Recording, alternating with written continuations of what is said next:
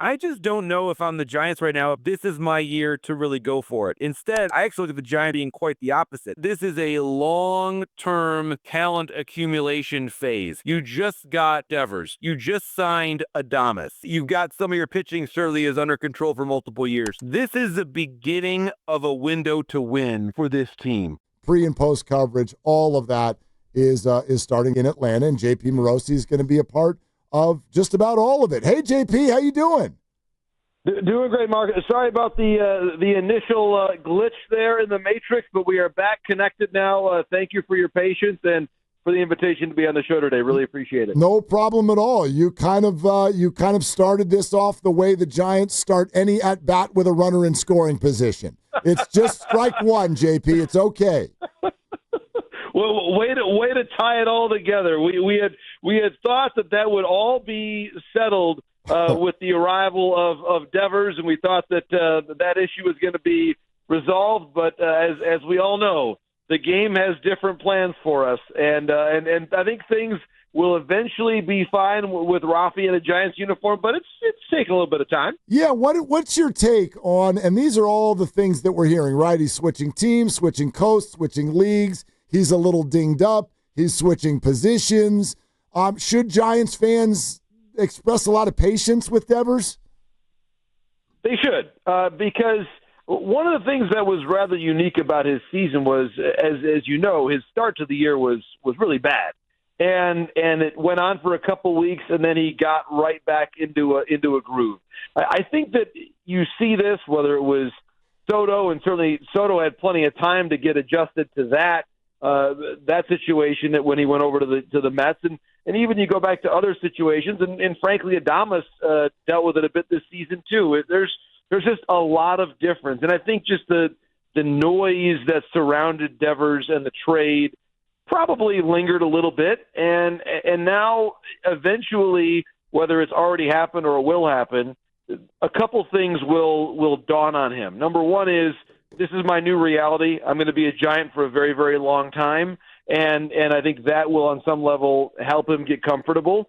The second piece is that as much as there has been and probably always will be noise from his time with the Red Sox and Boston and any time that's ever brought up, he needs to realize, and I'm sure he already does, that as Tyler Kepner, my friend, once wrote about Gary Sheffield, there's ink in your bat.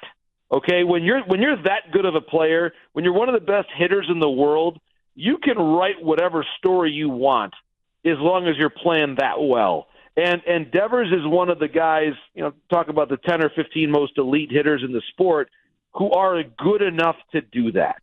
And I think that eventually he will get back to that spot. Again, we've seen glimpses. The strikeout total is probably the one thing that stands out to me as being a little bit too high.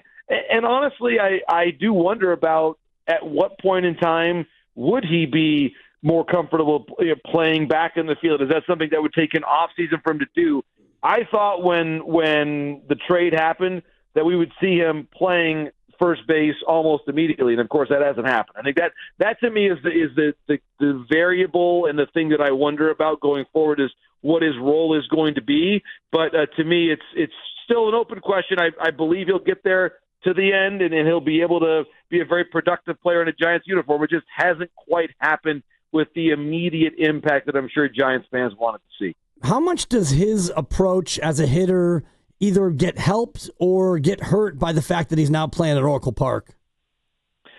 It's a great point, and I think it's at Fenway from a mental standpoint, and obviously not having been a major league hitter myself, it's hard for me to say it in these exact words, but I do think you have heard hitters say this, and I believe it's true, that when you're in a hitter-friendly ballpark, whether it's Fenway, Wrigley when the wind is blowing out, different environments that are very conducive to offense, Cincinnati, certainly Colorado, that you always feel like even when you get beat by a pitch, when you are not on your full strength, so to speak, you can still find a way to serve a ball to the opposite field, especially when you're Devers and you're a lefty bat at Fenway. Find a way to knock one off the wall. There's your hit, and now you're back on the board and feeling good about yourself. I think that when you're playing in San Francisco, when you're playing in Seattle. There are certain ballparks that are just harder to get a real confidence going. And I think especially, and it's not just the dimensions, as you know certainly very well and know better than me, that the ballpark plays differently based on the time of year. The air can be heavy. That is part of it too, to where Devers never had to deal with that at Fenway. There's no marine layer over Boston Harbor, so to speak, at least to the extent that there is in San Francisco or in San Diego or even in LA for an odd game when the moisture is there in the air. So I think that's an adjustment for him, and not having that mental security blanket, for lack of a better term, of knowing where to go to get a base hit, get yourself feeling good again. That's a lot easier to do at Fenway than it is in San Francisco. And listen, we have seen hitters thrive in San Francisco. Bonds certainly top of the list, but there's probably a reason why it's been so long since the Giants' last 30-homer hitter, and Devers clearly is learning a lot of those lessons right now. JP, like, you've got Logan Webb and Robbie Ray. They're both all-stars. Beyond that, though, Verlander struggles. Hayden Birdsong also struggling a little bit, and Young alongside Landon Roop.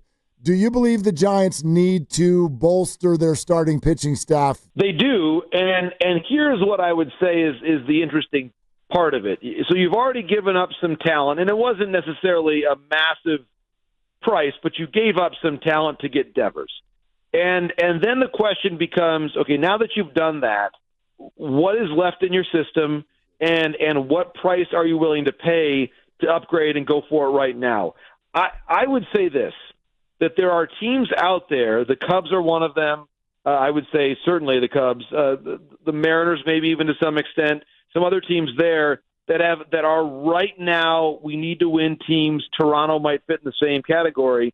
They're going forward in 2025 to where a rental like Herman Marquez, like Adrian Hauser, those types of names would make sense.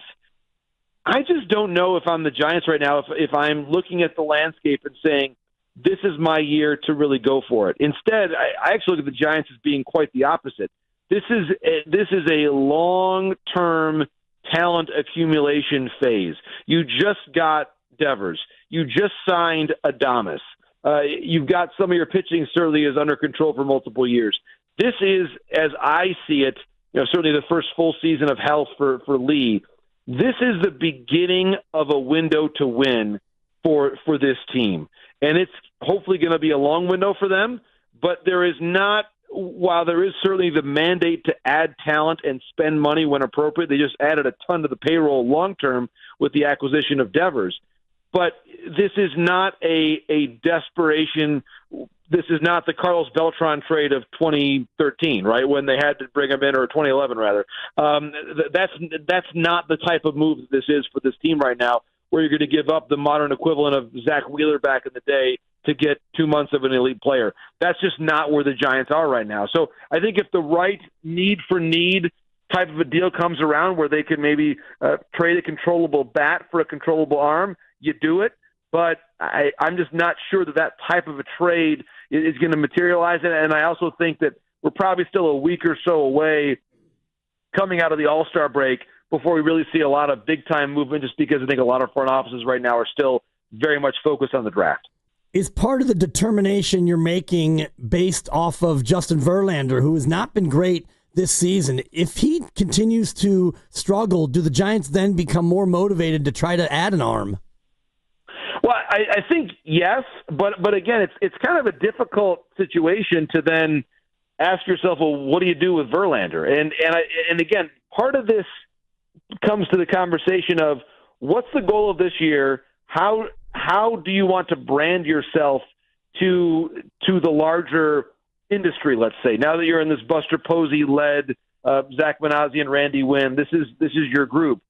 I think it's very important, especially given the number of times that the Giants swung and missed on free agents in recent years, that those guys that you bring in, whether it's Devers in a trade, whether it's Verlander in a short-term deal, whether it's Adames, whether it's Robbie Ray, Chapman, guys who have played in multiple spots around and are respected in the industry, to have them say this was a first-class, great experience.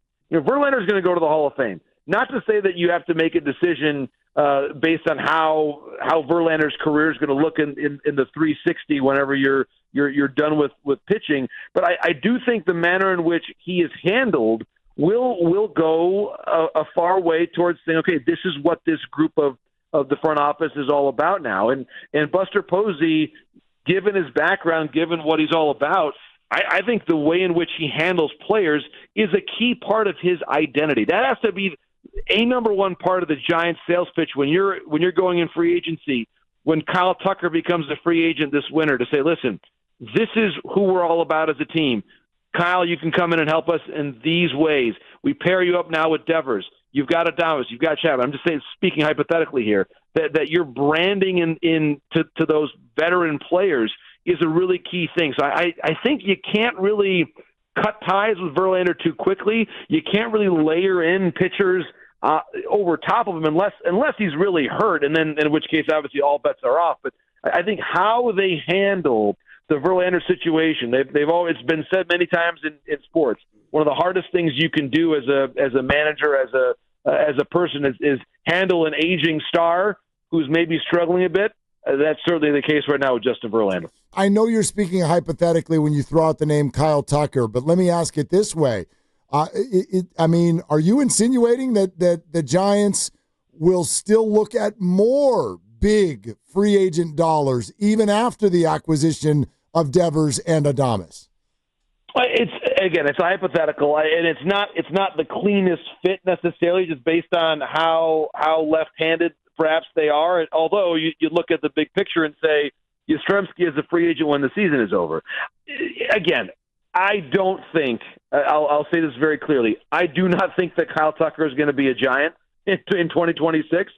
But part of the idea here, part of why Buster Posey is your president of baseball operations, is that you are now big game hunting, right? That's the idea.